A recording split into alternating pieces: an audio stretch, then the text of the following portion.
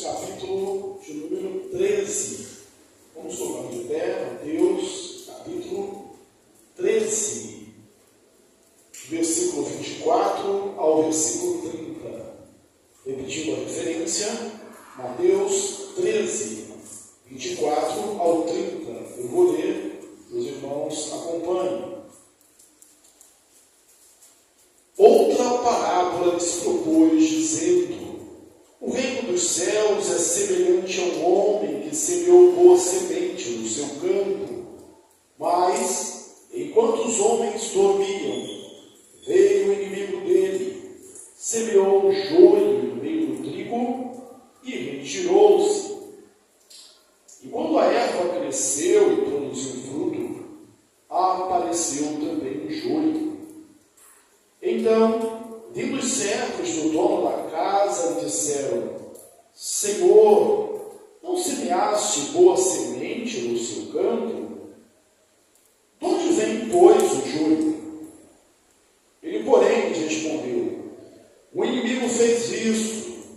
Mas os servos lhe perguntaram: queres que vamos e arranquemos o joio? Não, replicou ele, para que, ao separar o joio, não arranqueis também com ele o trigo. Deixai-os crescer juntos até a colheita. E no tempo da colheita, direi aos ceifeiros: ajuntai primeiro o joio, atai-o feixes para ser queimado, mas o trigo recolhei no celeiro. Vamos para o versículo 36, que é a explicação da parábola. Desde o capítulo, versículo 36. Então, despedindo as multidões, foi Jesus para casa. E chegando-se a ele, os seus discípulos disseram: explica-nos a parábola do joio no campo. E ele respondeu: o que semeia a boa semente é o Filho do Homem. O campo é o mundo. A boa semente são os filhos do reino. Os joios são os filhos do maligno. O inimigo que semeou é o diabo. A ceifa é a consumação do século. E o ceifeiro são os anjos. Pois assim como o joio é colhido e lançado no fogo, assim será na consumação do século. Mandará o Filho do Homem os seus anjos, que ajuntarão do seu reino todos os escândalos e os que praticam iniquidade, e os lançarão na fornalha acesa. Ali haverá choro e ranger de dentes. Então os justos resplandecerão como o sol no reino de seu Pai. Quem tem ouvidos para ouvir, ouça. Amém? Assentai-vos, irmãos. No capítulo 13, ao início do terceiro discurso de Jesus, com a proposta de 7 parábolas do reino. Já tivemos a ocasião aqui, de alguns domingos passados, falarmos sobre a parábola do semeador, uma parábola também que tinha explicação.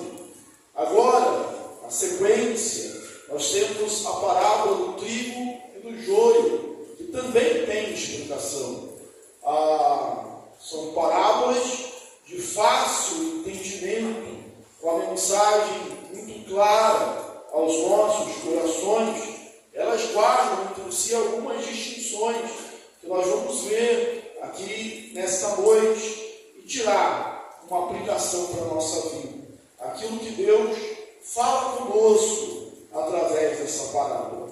Você sabe que parábola é colocar lado a lado uma realidade cotidiana, algo rotineiro, algo com que os discípulos, o povo, os ouvintes estavam bem familiarizados, para explicar uma realidade celeste, um conhecimento mais profundo, através de uma história do dia a dia, uma coisa bem simples. E você perguntar, mas isso acontecia mesmo?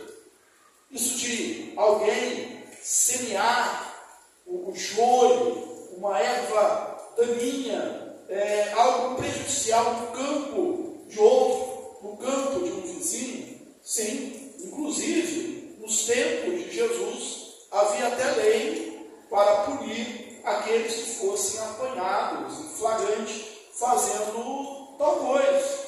E se você tinha uma ameaça para fazer, a pior ameaça que se podia fazer era justamente essa: vou semear má semente no seu campo, porque era como causar um grande prejuízo. Então era algo, sim, da rotina, algo que acontecia, não deveria, mas acontecia no dia a dia daquelas pessoas. E Jesus, para explicar o reino de Deus, ele usa essas parábolas. Vamos lembrar que ele está falando essas parábolas, contando essas parábolas, para explicar algo aos seus discípulos. Nós vivemos naquilo que a teologia chama do já e o ainda não. O reino de Deus já está entre nós, mas ainda não está completo, não está consumado. E por causa da mensagem correta, sim, de João Batista, mas não entendida na sua plenitude por alguns, ele dizia que o machado já estava posto à raiz da árvore. O dia ia chegar. O João ele vem pregando de maneira muito incisiva. E aí os discípulos estão vendo que as coisas estão, digamos assim, demoradas demais. Porque ele prega o reino e tem tão pouco resultado. Na primeira palavra, Jesus disse. Ele disse: olha, a semente é boa, o semeador será semeado, mas nos 4 solos, você lembra que 3 solos não serviram. A semente caiu no meio do caminho, a semente caiu no meio dos espinhos, a semente caiu no solo rochoso, e só por fim, no último momento, ela caiu numa terra boa. Então os discípulos estão vendo isso. Olha, parece que não há produção, parece que as coisas não estão acontecendo no ritmo que nós esperávamos, inclusive porque eles tinham aquela ideia de um reino mais visível, de Jesus como um dominador, como um governo, que subjugaria o Império Romano. Na parábola do joio, ele conta a mesma coisa. Olha, o mal, o joio, foi semeado, ele vai crescer junto com o trigo. É uma realidade. E para contar, explicar essa permanência do mal junto com o reino, com a manifestação do Filho de Deus, aquele que habita toda a plenitude divina, toda a plenitude de Deus, ele conta essas parábolas. Hoje, eu vou usar 4 palavras para a gente meditar nessa parábola do trigo, do joio e do trigo. São elas: realidade, similaridade, causa e solução. Se você gravar essas 4 palavras, você terá tido aí um esboço dessa mensagem, o resumo aqui dessa parábola do joio. Repetindo: realidade, similaridade, causa e solução. Realidade: o homem saiu a semear. O reino de Deus semelhante a um homem que saiu a semear. E ele semeou boa semente no seu campo. Daquilo dependeria o seu lucro, daquilo dependeria o sucesso da sua produção. Ele semeou boa semente. Os seus servos sabem disso. Ele semeou boa semente. Ele escolheu o melhor.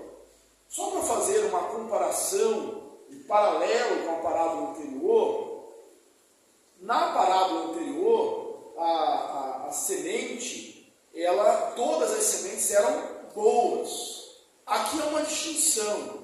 Há uma semente boa, que é a semente do trigo, e há uma semente má, que é a semente do joio. Então, o semeador, ele semeou, o dono, mandou semear sementes boas, o trigo no seu campo. Mas diz que de noite veio o inimigo e semeou também o joio. E eles cresceram. E dado um momento, não foi de imediato. Você veja no texto que eles só perceberam quando o trigo começou a produzir o seu fruto, porque o joio não dava fruto. Então eles demoraram a perceber. Isso realmente acontece conosco hoje. A gente demora a perceber as intenções, as más intenções de algumas pessoas. É só com o tempo que a gente vai poder perceber. E eles chegaram e contaram para o Senhor, né, que havia aquela situação. Ou seja, que aquilo era uma realidade, um problema real que eles estavam enfrentando. No meio daquele campo, no meio da plantação, aqui tipificada como o reino, o seu reino, havia o trigo e havia também o joio. Eles estavam lá. Não havia como negar isso. Havia o bem e havia o mal. Havia o trigo e havia o joio. Eles estavam no campo. Eles estavam no reino. Aqui há uma controvérsia entre alguns estudiosos da Bíblia, que alguns entendem que ele está falando do mundo inteiro, porque ele fala do mundo. Então, seria assim: existe a pessoa má e a pessoa boa. Existe, por exemplo, um Caim e existe um Abel. Existe um Mordecai, um Mardoqueu, e existe um Amã. Existe uma Maria, que é visitada por Deus, e existe um Herodes, que é matado no menino. Existe a pessoa piedosa e existe a pessoa ímpia. Outros entendem, não, está falando do reino, está falando da igreja. E aqui, esses que pensam assim, defendem que o texto está falando daquela distinção na teologia que nós fazemos, da igreja visível e da igreja invisível. Então, esse reino, esse mundo, onde a igreja universal está, é a igreja visível. E nela vão ter os crentes sinceros e os crentes não sinceros. Eu entendo, percebo, que a aplicação melhor é justamente essa segunda. Homens teólogos como Matthew Henry, o puritano, como William Hendricks, eles caminham também nessa direção. Mas que existe o mal e o bem, também existe. O fato aqui é que eles serão separados no último dia. O bem e o mal, o crente sincero e aquele que não é o crente verdadeiro. Eles estão ali. Há uma realidade. Nós constatamos isso. Entre o colégio apostólico, e existia uns 11 discípulos, e existia um Judas no meio deles. Na igreja também vai existir o joio e vai existir o trigo. Isso é uma realidade. Por isso nós vamos conviver com escândalos, nós vamos ver dificuldades, a gente vai, às vezes, ficar desiludidos, decepcionados com algumas pessoas, mas nós precisamos entender que o Senhor sabe disso, que Ele conhece essa realidade, que isso é um fato que existe na igreja, existiu durante toda a história, desde os primórdios, e continua existindo hoje. A realidade do crente verdadeiro e do crente falso, daquele que é discípulo, daquele que é joio, daquele que é trigo, daquele que é ovelha e daquele que é lobo no meio das ovelhas, daqueles falsos profetas mencionados por João, que saíram do meio deles para que fossem sentenciados que não eram os nossos. Então, isso é uma realidade na igreja. A gente nunca prega, a gente nunca ensina, e nem devemos acreditar que aqui é o céu, aqui estão todos santificados. Não, existe um joio no meio do trigo. E entender essa realidade é um consolo para o coração.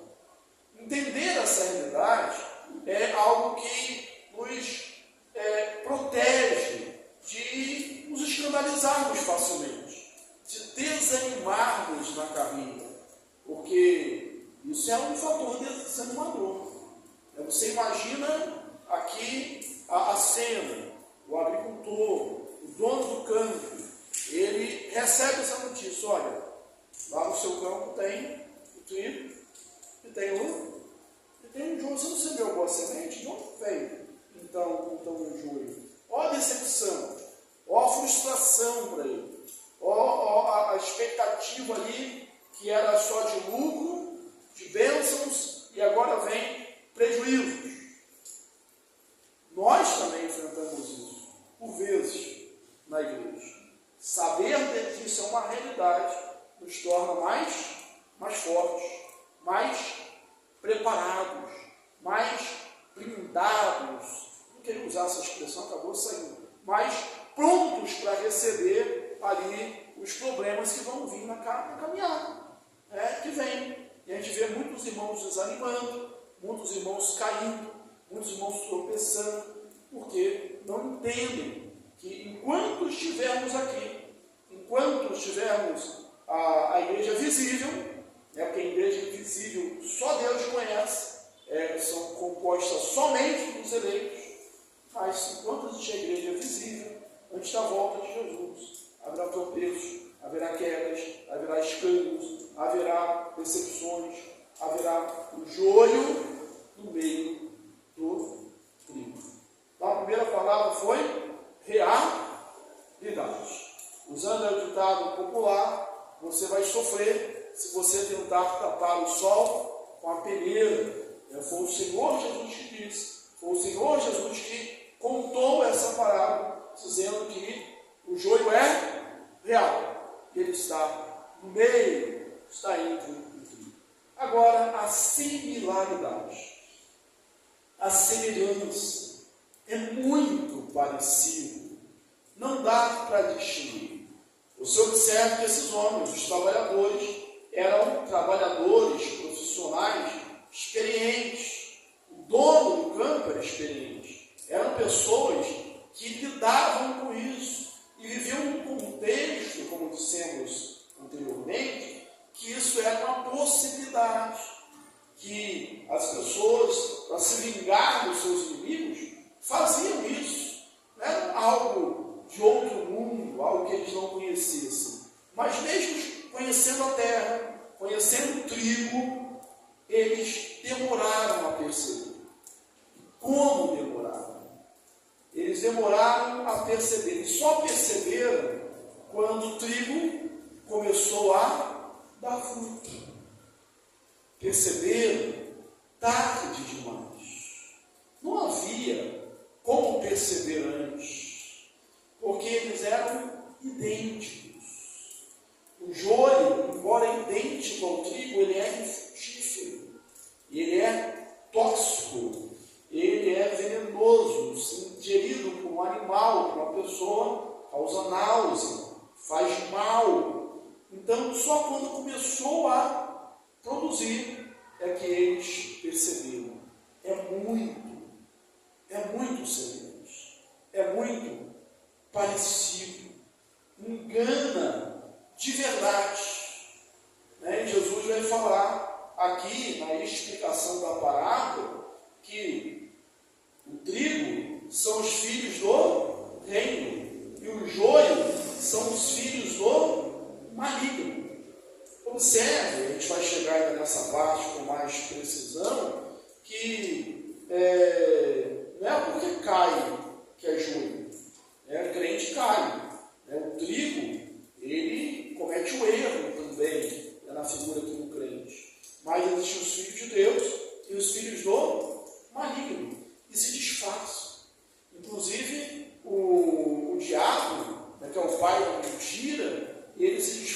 de anjo de luz. E não são os crentes que imitam o descrente na parábola. Não é a ovelha que se disfarça de lobo. É o contrário. É o lobo que se disfarça de ovelha. É o joio que está no meio do trigo. E parece. Nem se parece. Mesmo porque nós não conhecemos os corações. Só Deus conhece. Só Deus percebe. Então, é muito semelhante, é uma grande similaridade. E porque há essa similaridade, é necessário tomar-se muito cuidado. Muito cuidado.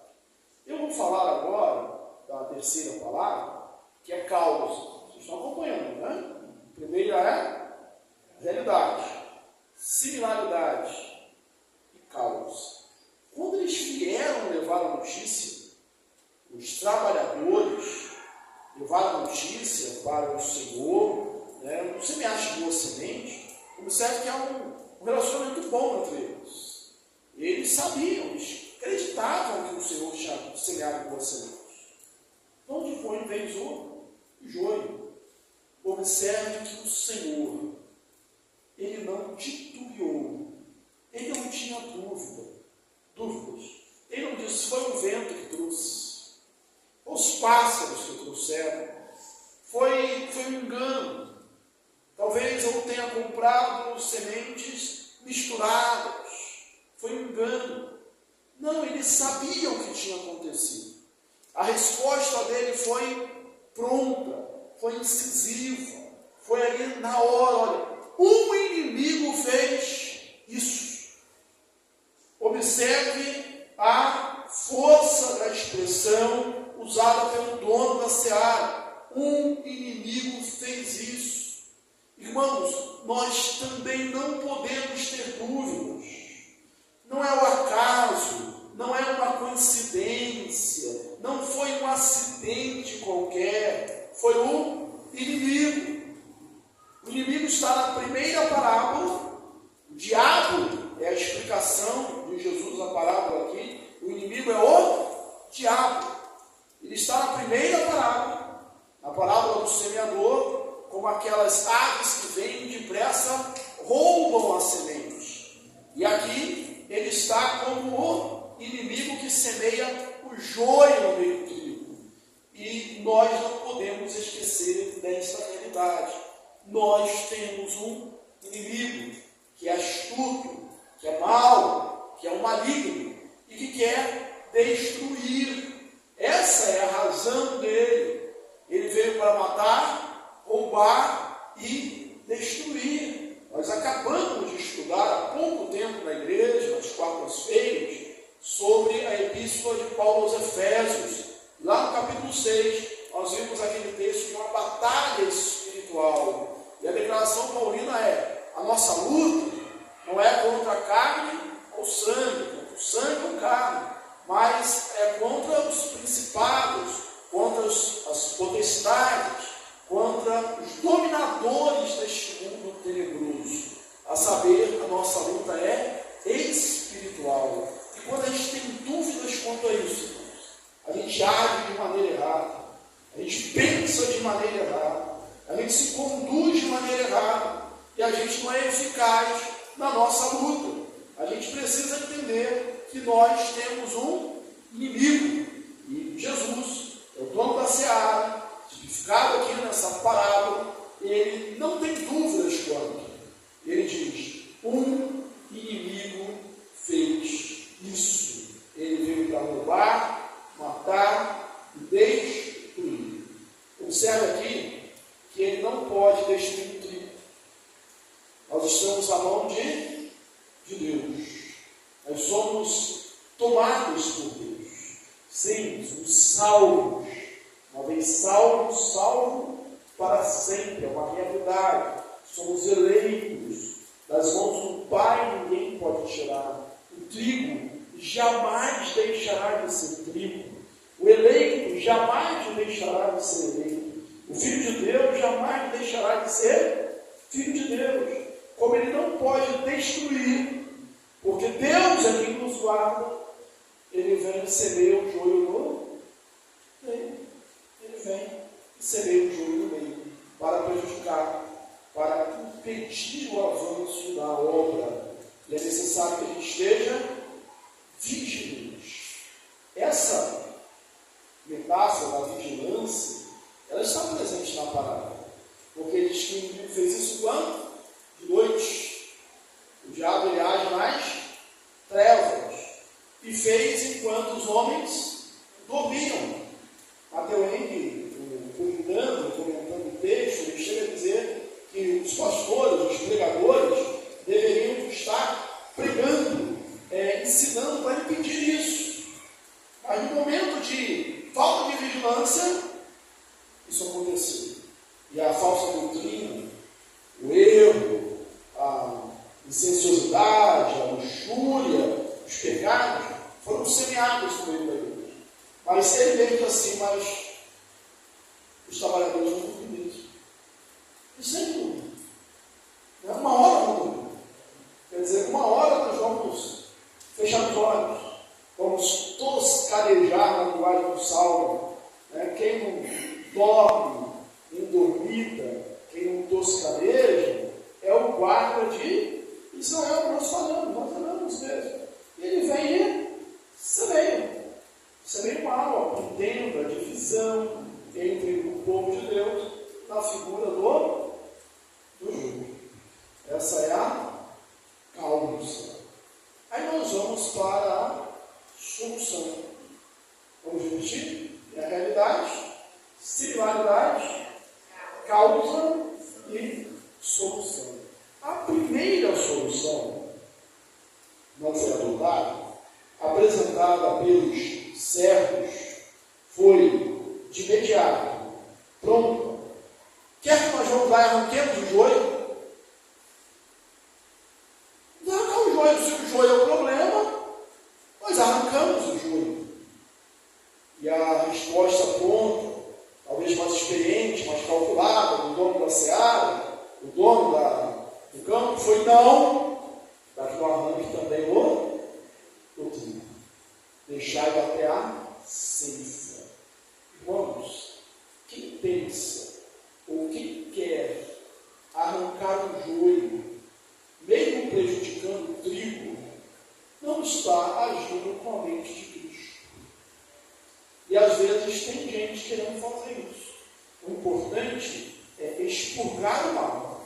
O importante é tirar o joio. Mas veja que, ainda que bem intencionada, essa decisão não é uma decisão correta, não é a decisão mais sábia, não é a decisão mais prudente, não é a decisão mais produtiva, não é a mais funcional. Por quê? Porque pode arrancar o joio, por alguns motivos. O primeiro é, como nós já dissemos lá na segunda palavrinha, a semelhança, a similaridade. Você pode arrancar o trigo pensando que é joio. E quantas vezes nós, ainda que não conscientemente, inconscientemente, fazemos isso? Nós tiramos o joio, nós tiramos o trigo e acabamos deixando o joio. Nós tratamos joio como trigo e trigo como joio. E vice-versa, nós fazemos essas coisas. Por quê? Porque nós não conseguimos discernir. E não conseguiremos mesmo. Porque a nós não foi dada a condução de perscrutarmos, de entrarmos no coração das pessoas. Então, nós não podemos fazer isso. Nós não somos os juízes. Nós não somos aqueles que vão fazer a separação. Os trabalhadores não falam isso. Quem é que vai fazer? São os especializados, São os profissionais dessa área. Ele diz que vai chegar o dia, vai chegar a hora, vai ser a hora da colheita. Os ceifeiros vão fazer isso. E na explicação, ele diz quem são os ceifeiros, são os anjos. Isso é muito notório, muito consumado lá em Apocalipse 14, quando ele fala que o Senhor Jesus ele vem como separando também, mas os anjos vão separar os maus para o fogo eterno. A fornalha aqui é o fogo eterno. Então, nós não vamos chegar. Primeiro, porque são similares. A gente às vezes pode errar. E aquele que, a todo custo, na ira, quer tirar o joio, mesmo que o trigo vá junto, ele não tem o amor, não está agindo com amor como Jesus nos manda.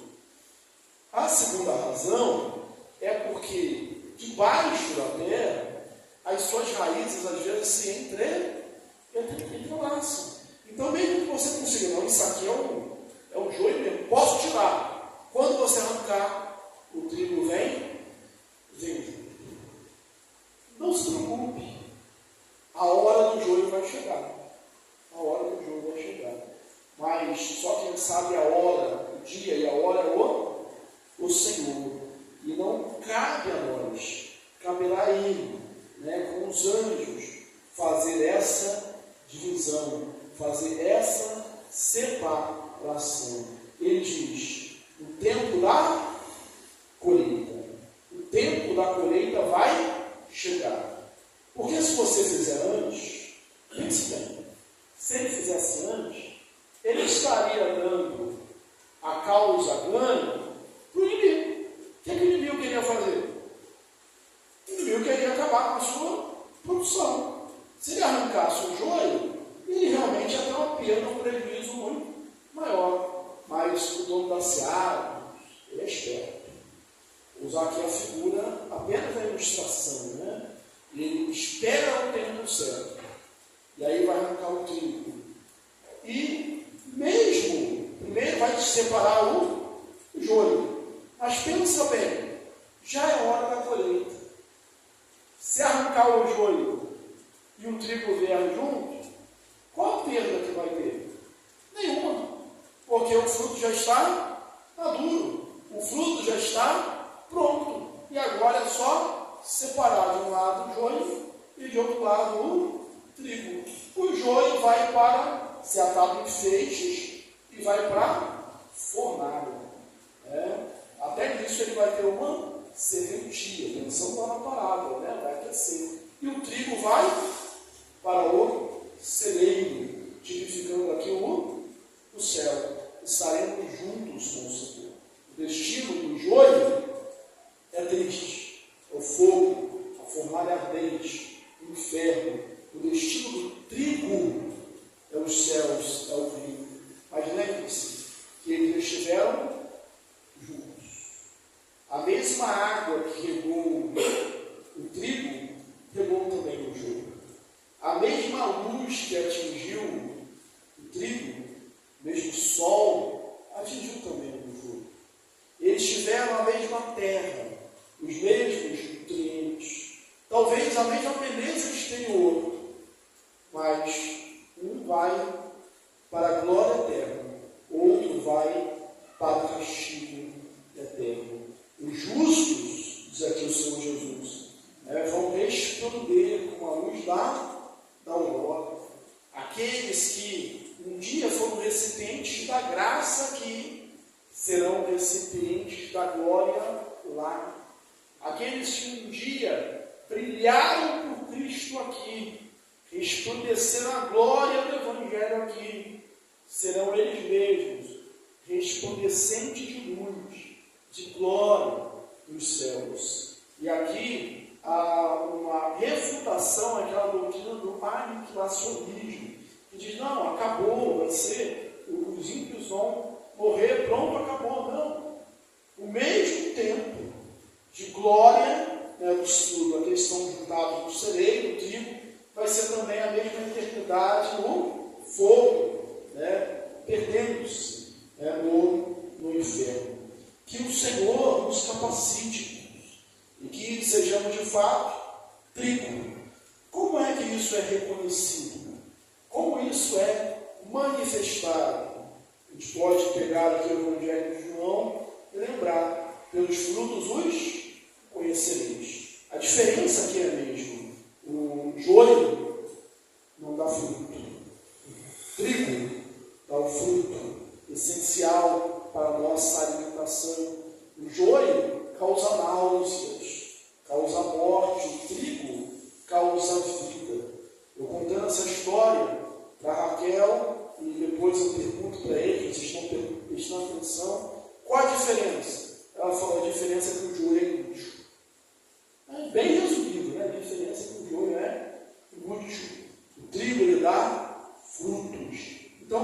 diagnóstico, como você está frutificando?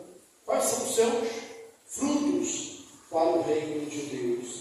E não desanime, não se decepcione, não fique questionando, mas a igreja está assim, e tem pessoas assim, e às vezes o nosso próprio meio, ou então de forma mais extensa, né? Talvez alguém da mídia, alguém mais famoso, comete um erro, cai. Ora, existe o joio no meio do trigo.